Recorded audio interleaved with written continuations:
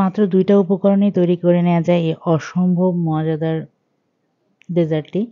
দেখতে চিজ কেকের মতন, খেতেও অসাধারণ মজার। আর তৈরি করতে একদমই সহজ। তো চলুন দেখে নেওয়া যাক কীভাবে তৈরি করছি এই মজাদার ডেজার্টটি। আর হ্যাঁ, আমাদের ভিডিওগুলো যদি আপনাদের কাছে ভালো লেগে থাকে অবশ্যই ইউটিউব চ্যানেলটাকে সাবস্ক্রাইব করে দিবেন এবং পেজেই থাকবেন। আমি আজকে তৈরি করছি ভাপা দই। দেখতে এতটাই যতটা সুন্দর, খেতেও অসম্ভব মজার। যারা তৈরি করে খেয়েছেন তো খেয়েছেন, আর যারা খাননি তারা আমার এই রেসিপি দেখে আপনারা তৈরি করে নিতে পারেন। একদমই সহজ এবং মজাদার ডেজার্টটি যে কেউ তৈরি করে নিতে পারবে আমার এই রেসিপি দেখলে। তো আমি এখানে একটা স্ট্রেনারে একটা পাতলা সুতি কাপড় বিছিয়ে নিয়েছি, এর উপর দিয়ে দিয়েছি 2 কাপ পরিমাণ টক দই। টক দইটা আমার ঘরে করা ছিল। আমি এখানে প্রায় 1 লিটার দুধকে জাল করে নিয়ে আমি দই করে নিয়েছি। ওই দইটা আমি পুরোটাই এখানে অ্যাড করেছি। একটু ঘন দুধের দইটা চেষ্টা করেছি দেওয়ার।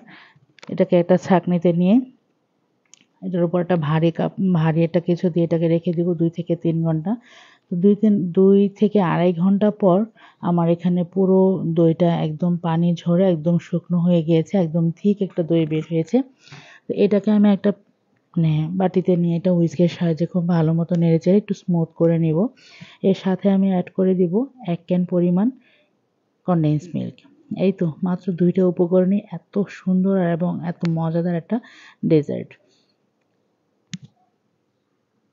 আমি এখানে একটা কনডেন্স মিল্ক ক্যানে প্রায় 4 ভাগের 3 ভাগ পরিমাণে দিয়ে দিয়েছি। একদম অল্প একটু পরিমাণ ক্যানের তলায় আছে। তো এটাকেও খুব ভালো মতো মিক্সড করে নেব। দই আর কনডেন্স মিল্কটাকে খুব ভালো মতো বিট করতে থাকবো 3 থেকে 4 মিনিটের মতন। সেক্ষেত্রে একটু বিট করতে করতে একটু পর দেখা যাবে এটা বেশ খানিকটা ফ্লফি হয়ে গেছে। মাঝখানে আমি একটু টেস্ট করে নিয়েছিলাম, যদি আমার এখানে মিষ্টির আর একটু ব্যালেন্সের প্রয়োজন হতো সেক্ষেত্রে আমি বাকি কনডেন্স মিল্কটাও দিয়ে দিতাম। বাট আমার এই পরিমাণে করলে আপনার একদম পারফেক্ট একটা সুইট এবং পারফেক্ট একটা থিকনেস তৈরি হবে। আশা করছি ভালো একটা রেজাল্ট আপনারা পাবেন।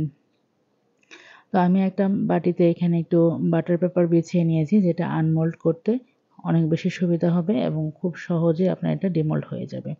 পুরো ব্যাটারটাকে আমি এই মোল্ডের উপর দিয়ে এটাকে স্টিম করে নেব। কেউ চাইলে এটাকে ওভেনে করতে পারেন, তবে ওভেনে করার কোনোই প্রয়োজন নেই। এটা শুধুমাত্র পানির ভাপে দিয়ে ভাপ দিলেই অনেক সুন্দর এবং 20 থেকে 25 মিনিটের মধ্যেই এটা ভাপে হয়ে যায়। তো এই সেম প্রসেসিংয়ে আপনারা এইভাবে ভাপ দিয়ে নিতে পারেন 20 থেকে 25 মিনিট। আমার এখানে প্রায় 25 মিনিট সময় লেগেছে। 25 মিনিট পর আমার এই দইটা আমি একটা কাঠির সাহায্যে একটু দেখে নিয়েছি। এটা একদম কাঠিটা যখন ক্লিয়ার এসেছে, এটাকে উঠিয়ে নরমাল করে আমি নরমাল ফ্রিজে রেখে দিয়েছিলাম 2 ঘন্টা। 2 ঘন্টা পর সেট করে এটাকে আনমোল্ড করে নিয়েছি। দেখতেই পাচ্ছেন আমার এটা কতটা সুন্দর এবং দেখতে যতটা সুন্দর খেতেও অসম্ভব মজার হয়েছে। একটু গার্নিশিংয়ের জন্য উপর থেকে কিছুটা বাদাম কুচি দিয়ে এটাকে গার্নিশ করে নিতে পারেন। এটার জন্য স্বাদের কোনো চেঞ্জ হয় না, দেখার সৌন্দর্যের জন্য জাস্ট বাদামের এই গার্নিশিংটা। তো এই ছিল আমাদের আজকের রেসিপি ভাপা দই। অসম্ভব এই মজাদার রেসিপিটা যদি আপনাদের কাছে ভালো লেগে থাকে অবশ্যই লাইক কমেন্ট শেয়ার দিয়ে পাশেই থাকবেন। আর এখানে বিদায় নিচ্ছি।